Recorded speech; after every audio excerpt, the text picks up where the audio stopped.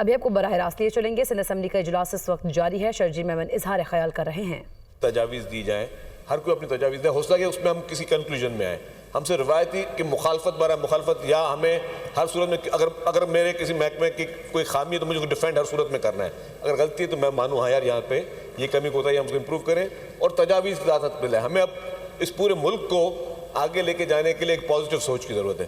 تو آپ سب لوگوں کو مبارکباد، آپ کو پوری ٹیم کو بہت مبارک۔ Thank you.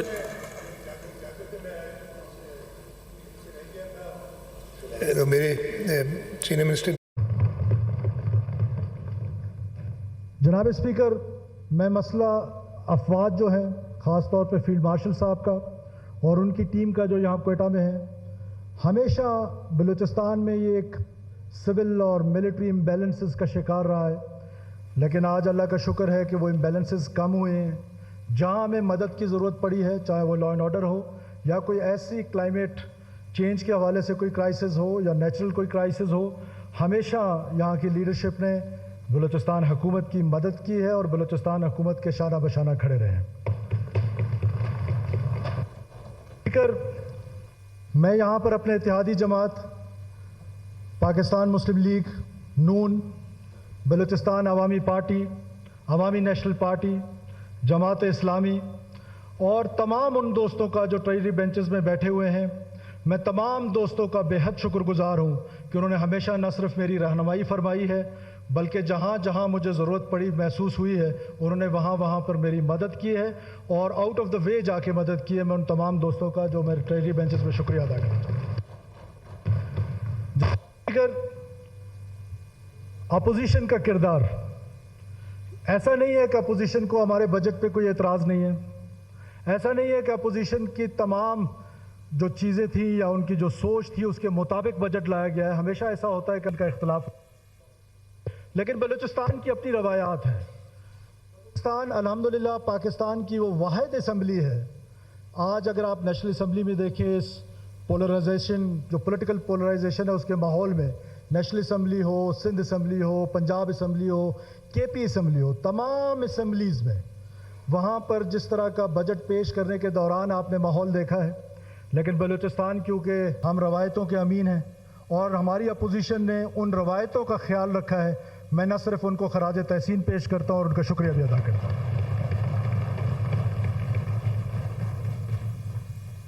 جناب اسپیکر،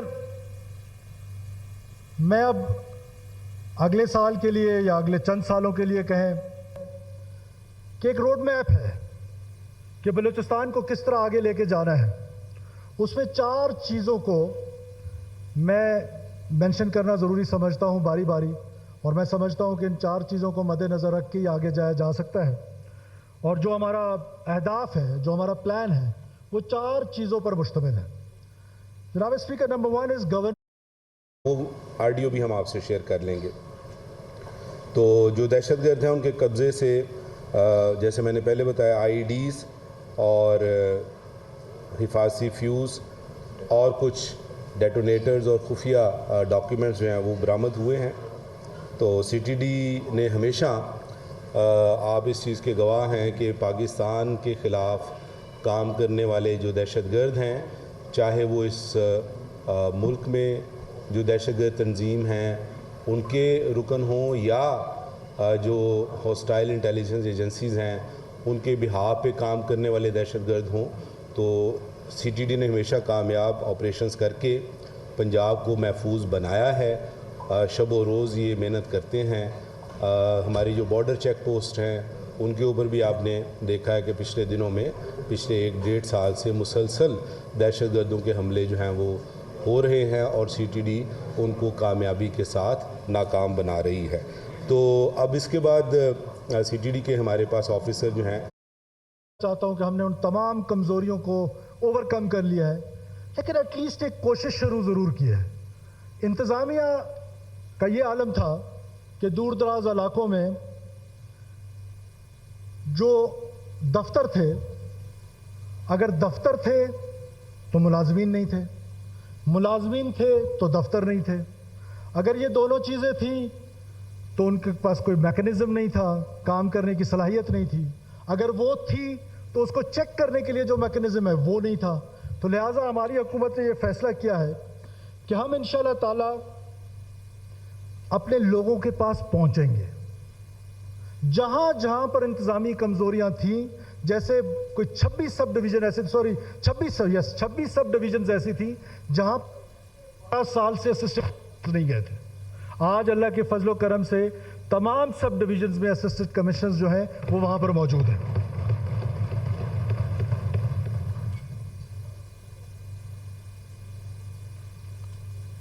جناب اسپیکر,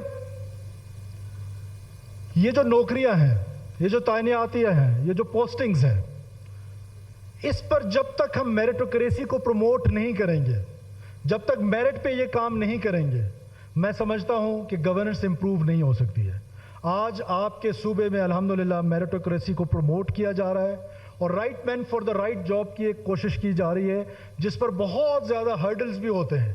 آپ کو اندازہ ہو سکتا ہے کہ ہم کولیشن حکومت میں ہیں, اور بھی بہت سارے سٹیک ہولڈرز ہیں, بہت ساری پرابلمز ہوتی ہیں, لیکن کوشش ہے کہ ہم انشاءاللہ تعالی حوصلہ شکنی کی جائے گی ان لوگوں کی کہ جو میرٹوکریسی کے خلاف ہیں, اور جتنے بھی اضلاع ہیں وہاں کے انشاءاللہ تعالی جتنے بھی بند دفاتر ہیں ان سب کو کھولا جائے گا عوام و ناس کے لیے, اور جو ان کا نظام ہے, ان پر جو چیک ہے کہ وہ جو کام کر رہے ہو کیا ہے, اس کا انشاءاللہ تعالی اس پر بھی ایک پورا چیک ہوگا اور اس کا ایک میکنزم ڈرائیو کیا گیا, اس میکنزم کے تحت وہ چیک کیا جائے گا. جناب اسپیکر, سروس ڈیلیوری بہت امپورٹنٹ ہے, بیکاز معاشرے میں جو بے چینی آپ کو دیکھنے کو ملتی ہے اس میں بہت بڑا کردار جو سروس ڈیلیوری نہ ہونے کی وجہ سے. لوگ اپنی اسمبلی سے, لوگ اپنے نمائندوں سے, لوگ اپنی بیوروکریسی سے شاکی ہو جاتے ہیں, ڈس انٹیگریٹ ہو جاتے ہیں. یوتھ اسپیشلی ڈس انٹیگریٹ ہوتی ہے کہ جب آپ ان کو بہتر سروس ڈیلیوری ان کے ڈور سٹیپ پہ نہیں مہیا کر رہے ہیں. تو دس از ویری امپورٹنٹ کہ آپ لوگوں کو انٹیگریٹ کریں, خاص طور پہ یوتھ کو انٹیگریٹ کریں, اور ایسے پروگرامز اور ایسے پلانز کے ساتھ آئیں کہ آپ سروس ڈیلیوری کو امپروو کریں اور اس کے گھر پہ جا کر وہ سروس ڈیلیوری اس کو پرووائڈ کریں, جس سے وہ اسٹیٹ سے یا گورنمنٹ سے یا آپ کی اس سپریم ادارے سے ڈس انٹیگریٹڈ ہے, شاکی ہے. تو اس کو امپروو کریں گے تو وہ آہستہ آہستہ, میرا یقین کامل ہے کہ انشاءاللہ تعالیٰ دن وہ بلوچستان میں ضرور آئے گا کہ جب ہماری یوتھ کو یہ ریئلائز ہوگا کہ گورنمنٹ دن رات ان کے لیے کام کر رہی ہے اور ان کو بہتر سروس ڈیلیوری پرووائڈ کی جائے گی انشاءاللہ. پھر ان کے جو گلے شکوے ہیں, یہ محسوس کیا جاتا ہے دور دراز علاقوں میں جناب اسپیکر, کہ وہ جو گلے شکوے ہیں وہ پہنچیں گے کیسے ہائیسٹ لیول پہ. وہ پہنچتے ہی نہیں ہیں, کسی کو پتہ ہی نہیں ہے کہ دور دراز کے ایک یونین کونسل میں ایک عام آدمی کو جو شکایت ہے حکومت سے سروس ڈیلیوری کے حوالے سے, وہ کیسے پہنچے گی. تو جناب اسپیکر, اس سال ہم نے اس کے لیے فنڈز رکھے ہیں, پورا ایک میکنزم رکھا ہے, اس کے تحت گراؤنڈ